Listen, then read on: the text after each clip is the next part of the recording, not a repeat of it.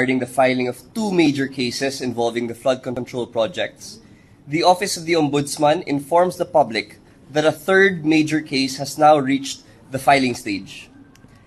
Following an exhaustive investigation in collaboration with the Department of Justice involving the examination of voluminous documents, conducting field verification, and assessment of sworn statements from community witnesses, the Office of the Ombudsman determined that there exists probable cause to file criminal charges in connection with an alleged 92.8 million peso ghost infrastructure project in Pandi, Bulacan.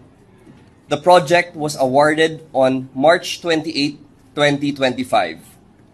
Accordingly, we informed the public that criminal informations have been filed before the Sandigan Bayan against several officials of the DPWH Bulacan 1st District Engineering Office and Senator Ramon Bong Bautista Revilla Jr. The informations allege that the respondents conspired to facilitate the release of approximately 76 million pesos for the supposed construction of a flood control project in Purok 5, Barangay Bunsuran, Pandi, Bulacan.